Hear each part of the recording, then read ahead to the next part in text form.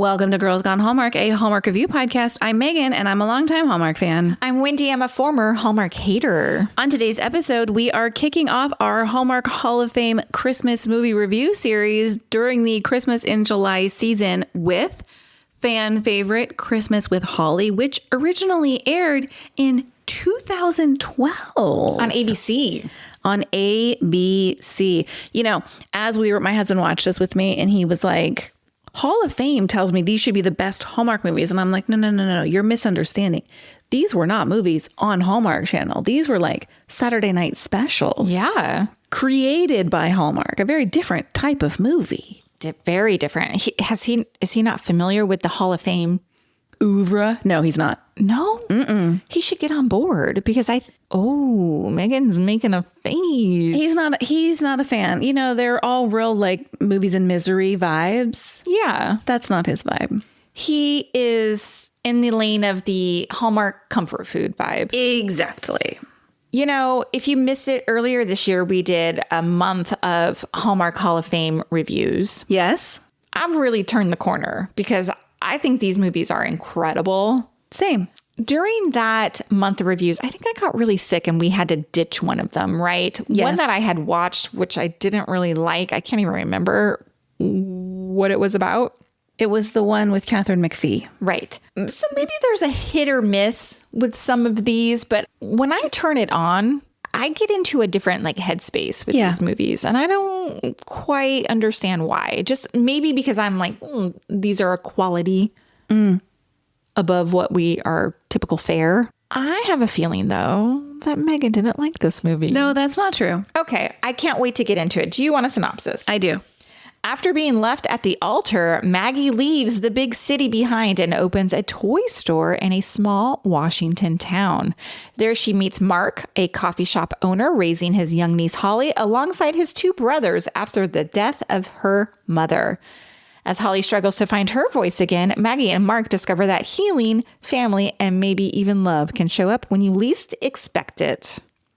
This movie was directed by Alan Arkush, who has more than 80 directing credits before becoming a prolific TV director on series like Moonlighting, Ally McBeal, and Heroes. He directed the 1979 cult classic Rock and Roll High School starring the Ramones. Have you ever seen it? I have not. Have you? Many times. Really? This is, okay, first of all, it came out in That's a movie or a series? It was a movie. Uh-huh. Came out in 1979. When I was a child, it would air on, shout out to anybody who grew up in Southern California, KTLA Channel 5, like on Friday nights. It would always air. It's a little like, it probably doesn't hold up in 2026 at all. Like, even at the time, I think it might have been a little TVMA. Oh. Like a child my age should not have been watching it. Yeah, I shouldn't have been reading the books I was reading either. But I remember it. It has burned a place in my brain. It is currently streaming on Prime Video and Fubo. You know that song, Rock, Rock, Rock, Rock, Rock and Roll High School by the Ramones? You really don't? Wayne, email us, please. Send me a message. I know you know. I kind of feel like I need to watch it. I think the song came out first and then the movie. Got it. You know who the Ramones are, right? I mean, yes, thank you. Okay, I'm just asking. Yes, I do know who the Ramones are. Okay. But I've never seen the movie, but now I'm kind of intrigued. I mean, I was born in 1979. Really? It came out the year you were born? That's crazy. Mm-hmm. I remember it was in the 80s that I was watching this, like 1985. I mean, you were only 2 when it came out. Right. 48, baby, forever and ever. Amen. The script was written by Penina Goldstein and Lisa Kleypas. Penina Goldstein has 6 writing credits, including other Hallmark Hall of Fame movies like Loving Leah and November Christmas. November Christmas is on our... Yes, ma'am. Our lineup. List of movies in our lineup. And Loving Leah is one that the fans really want us to review at some point. Yes. This is the only screenwriting credit for best-selling author Lisa Kleypas. Eloise Mumford stars as Maggie. Hallmark fans will know her from Villa Amore, Sweeter Than Chocolate, and The Presence of Love. I'd love to see her in a Christmas movie this year. Yeah. Sean Ferris stars as Mark. Hallmark viewers may recognize him from A Veteran's Christmas, where he also starred opposite Eloise Mumford. He's also known for the series Life as We Know It and Pretty Little Liars, amongst many, many other things. I got served on TikTok a Where is Sean Ferris? Where is he now video? Yes, like last night. Isn't that weird? The phones are listening. I know. Daniel Eric Gold plays Alex and Dana Watkins plays Scott. Josie Galena plays Holly in her first acting role. She later appeared in 4 seasons of Boardwalk Empire. Wendy, what was your first impression of Christmas with Holly? Calling this a Christmas movie feels generous. My first impression is, I know it's not the point, but this movie did kind of make me want to move to a small island. That's funny you bring that up because, back in our blogging days, we were online friendly with a gal who lived off of an island. Yeah, I know exactly who you're talking about. Val? Yeah. Yeah. I remember her saying like drones would drop Amazon packages to them or something like that. Oh, I think about her all the time in this regard, like living on the island. Yeah. That's so funny. Also, did we pick this movie or did our fans suggest this movie? Because back to my first impression, it was barely a Christmas movie. I know. It's in my wishes. Okay. All right. Let's talk about our likes. I've already said I enjoy a Hallmark Hall of Fame movie. They are built differently. I was pitching it to my husband this weekend because he's like, why are you watching 2 Christmas movies? And I told him what our schedule was. And I'm like, look, these Hall of Fame movies are heads and tails better. Mm-hmm. And I'm like, next week movie has like, I can't even remember, Danny Glover in it. Mm-hmm. Dermot Mulroney, that is a name. Dermot. Why do I mess that guy's name up every second? I say Dermot. It does not have an Dolmer. I'm sorry. I don't know why I do it. It's just my brain mashes them up. Anyway, I like when our movies have a little more meat to them. I like sitting in uncomfortable situations. Me too. Me too. I don't need a neat little bow. Nope. Joyful cookie making. I don't need all that. Okay. I want to talk about that because I saw some criticism about this movie. Not widespread, but I somehow landed on a Reddit thread about this movie and someone was like, this family deserved to have CPS called on them because the brothers did not have their act together. And to me, I think that's what's appealing about this movie. The brothers were imperfect because life is messy. Nobody had counted on this woman dying and leaving her daughter and needing her brother to take over as guardian. And so these brothers, they weren't in a parental place. They didn't know what they were doing. They had to figure it out. They burned Thanksgiving dinner and then little brother comes along and figures out, look, I made this delicious eggplant parmesan. They figured it out. It was messy and imperfect because life is like that. Yeah, and we have talked, or I think we agree and have said it for years that messy is okay. Yes. People live imperfect lives. I know a lot of people who watch Hallmark movies like it for escapism. Mm-hmm. They want to see like the perfect, Yeah, and I think the argument would be that this is not a Hallmark movie. But it's got that Hallmark. Right. But it's a different era. I agree. I like it. Speaking of the brothers, these 3 characters played by these 3 different actors actually felt like family to 100%. me. Great casting as brothers. Great casting. It never felt forced or manufactured. I thought they had a great dynamic. They were annoyed with each other. They supported each other. They ribbed each other. Yeah, I thought they had great brotherly energy. Mm-hmm. Can I just say, damn, Eloise Mumford is so charming. She just doesn't miss. Freaking adorable. I know this is from 2012. It's a lot of years ago. She's cute as a button in this movie. Mm-hmm. She has this warmth about her. I knew, obviously, she was going to have this toy store that would draw Holly in and they would have this special kind of connection. Yeah. I was rooting for it the entire time. She made me really like her when she canned that lady, the manager, the toy store manager at the very beginning. Yeah, you're not seeing my vision, GTFO. Yeah, I loved it. Loved it. Now, it's interesting because this is the second movie that we're reviewing this week. And the first was Christmas Under Construction, which features cheating partners having an emotional affair. Mm-hmm. And so as I'm watching this, I was like, this is the second movie I'm watching this week where he's having an emotional affair. Now, it's not as egregious in this because I do think he's like perhaps a little bit too flirtatious with when he's got Shelby back in Seattle or wherever. Well, and even when Shelby's with him, even when he runs into her at the toy store with Shelby, but when he runs into her on the street before he's ended things with Shelby, or I guess before Shelby ends things with him, she's really like, I can't do this anymore. I did think he was walking the line a little bit there, but they did make Shelby unlikable enough that I didn't really care. Oh, look at that. It's a full about face. I know I'm a bad person, but Shelby, look, I don't want him. He should have ended it, but he should have seen the writing on the wall. I think he was too far in the mess of dealing with Holly to be able to focus on this relationship. That is not even in his town. Yeah. Yeah. I mean, it's too much. Was it nice for him to have this adult relationship?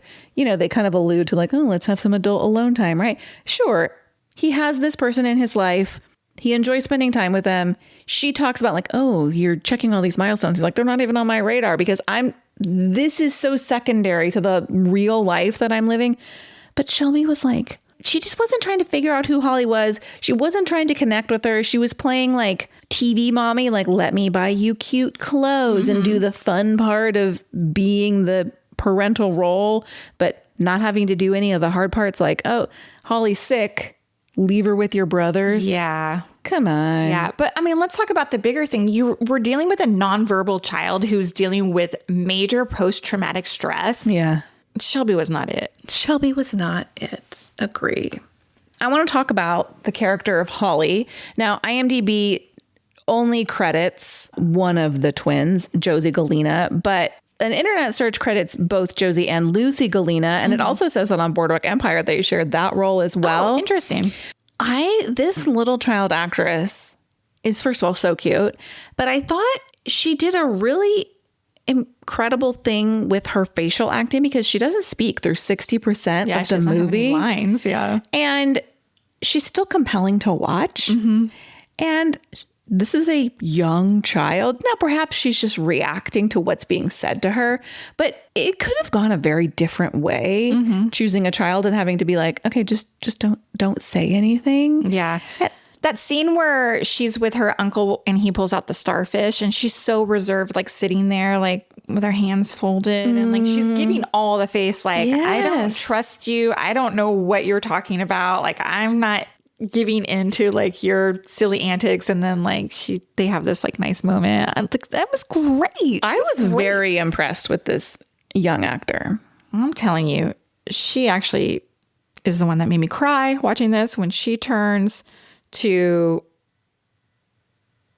Uncle Mark, and asks if he will be her dad. I mean, obviously I saw it coming, but come on. I know, that's such a nice scene when she's like, well, he's my favorite uncle, but he's my other favorite uncle. And then like you knew what she was going to say. And I was like, oh my gosh. Yeah, I thought it was very tug at your heartstrings. It was the payoff I was hoping for. Of course. You know, it was the payoff I was hoping for. And we kind of touched on it, but about life being messy. Like this story as a whole kind of treats grief with a lot of respect. It doesn't just say like, oh, it's going to be fixed by this Christmas gift that Maggie gives her or whatever. It just, you know, it's just enough like to give the audience like, they give grief the right amount of space that it needs. And still a little bit of like Christmas magic. Yeah, of course. Without hitting us over the head with it. Yes. Because this movie does share something in common with the other movie we discussed this week, Christmas Under Construction, I appreciate that we got to see some actual movement on the house. Like we saw Holly's room makeover. Agree. I just wish we had more though. Sure. I wish we had more, and I wish they hadn't painted the house in Christmas colors. Like they paint the walls red and green other than Holly's room. I was like, what are we doing? Although I did like that green.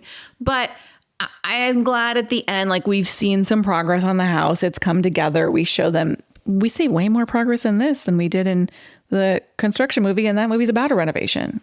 I know. I was kind of hoping when Maggie gets to to her store and it's been painted pink, blush, and she wanted it to be white, and then she starts to try to paint it white and it becomes too overwhelming. I was like, I kind of was hoping for like a reveal, like she did it her own way, but they just kept it the same. Like, yeah, I don't know. It looks better though. And part of me couldn't help but compare. Didn't in A Presence of Love, wasn't she like? Oh yeah, she was working with the daughter whose mom had run off. Yeah, was she? She was like helping her with her writing. Writing, that's what it was, right? Mm-hmm. But did she own like a bookstore or something like that? No, I thought she was a writer who was on this trip to write. That's right. I don't know. In my head, I wanted her to create the You've Got Mail. I wanted her to create the cute little bookshop around the corner. Oh, and You've Got Mail? Yeah. Is it from You've Got Mail? I can't remember. Yeah. Yeah, that's what I was hoping for visually. Yeah. Yeah, you wanted more like classic than like screams very children. Yes. Yeah. And part of me was like, wouldn't that be so fun? Maggie talks about like, oh, I spent my summers here and I wanted to have a store here. Wouldn't that be fun? To run a toy store? In my mind, it's like not a toy store, but it's like a kind of a little bit of a catch-all, like books and some toys and some little home decor. Yeah, on a small little island. Yeah. And maybe a coffee house too. Perfect. Yeah. Come and hang out and read and yeah. Doesn't that sound lovely? Is that our 2 goldfish brains next? Maybe. I have a couple little likes. I love a boat parade. I like the inclusion of that. And I also liked Maggie comes to Mark when she's basically apologizing for kind of like giving him the wrong idea about what she was saying. And she's like, I was wondering if you'd like to have some donuts with me. Look, that's nice because we're not like, I love you, let me be Holly's new mommy. It's just like a nice, like, let's explore what this relationship could be. Yeah. Thought it was nice. Let's take a quick break and we will come back with our wishes.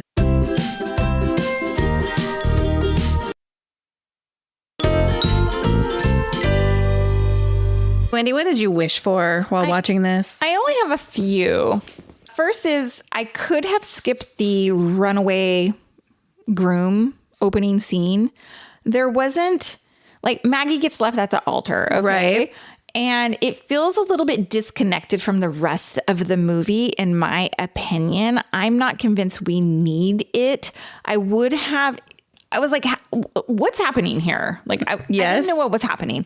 So I think I would have rather, if the movie spent more time looking at Holly, we could have just been told that Holly was left at the altar. Give me more context and why she's choosing to leave the city and move to the island and restart her life. Yeah, I agree. I think that would have been better. So my biggest wish is really just a complaint, and it's something you mentioned already. This isn't a Christmas movie. Mm-hmm. And as mentioned, my husband was watching this with me, and within the first 3 minutes... Was he revolting? He grabbed my phone and he typed in my notes, starts off with no Christmas spirit, no Christmas decorations, and no upbeat Christmas music on the intro. He will judge a movie within the first 30 seconds. Like, he wants to be drawn in, give me Merry Christmas vibes right away. This was not that movie. It ends with Christmas, but that's 5% of the movie. 0 stars from your husband. Huh? It's not a Christmas movie, in my opinion. They're not even like building towards Christmas the way a lot of, it just happens to be. Time passes. There is Christmas in the movie, but I even think the name Christmas with Holly isn't accurate. Doesn't have anything to do with it. It doesn't really. It doesn't change that I liked the movie, but it's not a Christmas movie. And so this one did not pass muster for Mr. Girls Gone Hallmark. Got it. Is that your only wish? I only have one more. Okay, let me hear your other. I have 2 more. I thought the storytelling was a little bit slow. Oh, I wrote that too. That is one. It was kind of slow. And I did say that I appreciated that we got to sit in the mess a little bit, but I don't know how we could have done it better, but I did feel like it was taking a little bit to get there. I agree with you. Okay. I absolutely agree. My other wish is I would loved more context about Holly's mom up top. We eventually kind of get to it when they have, when Mark and Maggie have a conversation about how he became, he cared for his sister very much. She cared for him very much, and how he became Holly's like guardian or whatever. But, it would have been, I think if they would have gotten rid of the whole Maggie left at the altar, maybe had more context in terms of what happened to Holly's mom. How did she become this nonverbal child? That would have given more depth to the movie. I agree. I think they should have talked about her. They hardly talk about her. He brings out the photo of the brothers around Holly's age, and that's sweet. But yeah, they should have been talking about her a lot. And where are their parents at? I don't remember. I mean, they could have passed, but I just feel like these guys are young enough that they would have at least one living parent still.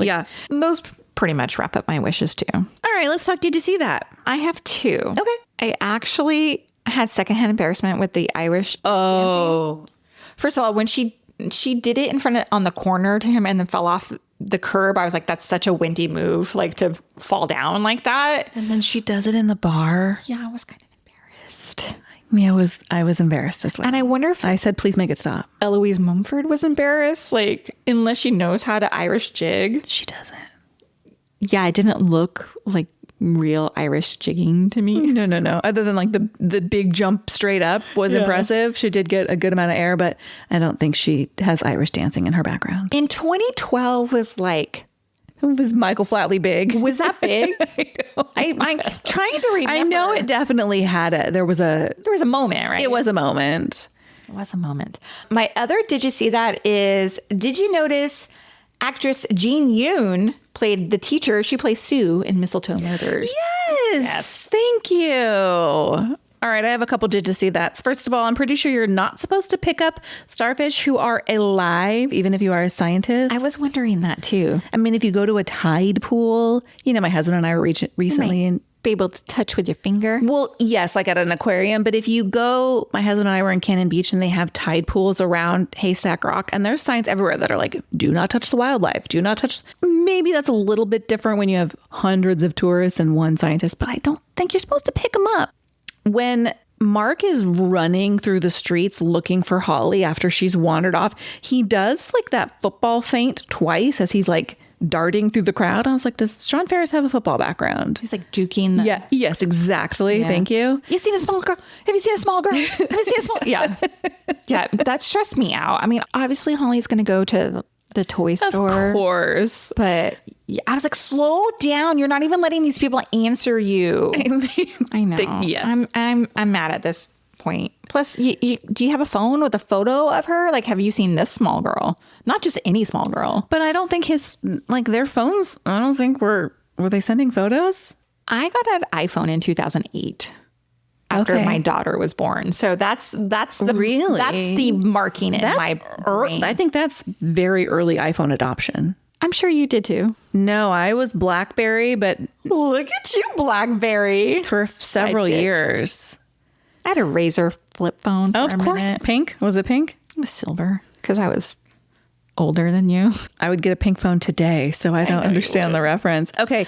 I was trying to be more mature because I'm an adult. Two more. When Maggie's sister is saying goodbye to the dog, Olive. I loved Olive. She does the Sammy Sosa. She's like, oh. Now, Megan just like fist pounded her chest. And then a peace sign. It's like very Sammy Sosa. Look, the Sammy Sosa Mark McGwire home run race, you would see him do I'm sure he's not the only person who does it, but in my mind, when I see someone do it, it's the Sammy Sosa. Interesting. Finally, Shelby says, so I'm not going to be number one ever. I wrote, duh, Shelby. This line stuck with me for a little bit. Yeah. Because I really thought about it. And I thought about, there are like two camps of people who believe that your spouse should be your number one, right? And your children come after that. And then there's the other version. Yeah, I'm team other version. Like my kid is number one. Sorry. Same. They've come from me. They are like of my DNA and everything, right? Yes. Even if they weren't, like, I'm not, yes, You're even if right. they were not Even a if they biological weren't. child, Yeah, like, absolutely. yes, my children are always going to be my number one priority. Always. Sorry, husband. End of story. Yeah. Actually, in Holly's situation, this is not just his child. This is the child that he is guardian of because her mother died, who is traumatized. Like, no, you're never going to come first. Yeah. Shelby, see your way out. GTFO. What did you rate Christmas with Holly? I gave it 3.75 stars. That's exactly what I gave it. I thought it was a sweet movie. Yeah, I'm hoping we get more Christmas. Whoa, that's a sentence you never thought you'd hear from Wendy. I know, but my frame of mind is it's July. Give me the Christmas. This is what we're doing. I'm prepped for it. Well, hey, thanks for listening to this episode of Girls Gone Hallmark. If you love this podcast, we love your 5-star ratings and reviews. The best place to leave them is in the Apple Podcast app, but you can also drop a 5-star rating on Spotify as well. We'll be back next time with more Hallmark reviews. Goodbye. Bye.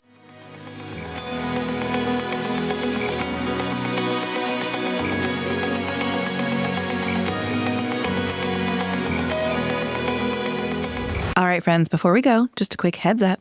You're about to hear some ads. These little gems help us keep the show running and the Hallmark love flowing. So do with that info what you will. Grab a snack, hit the skip button, or maybe, just maybe, listen in and discover your new favorite product. Bye.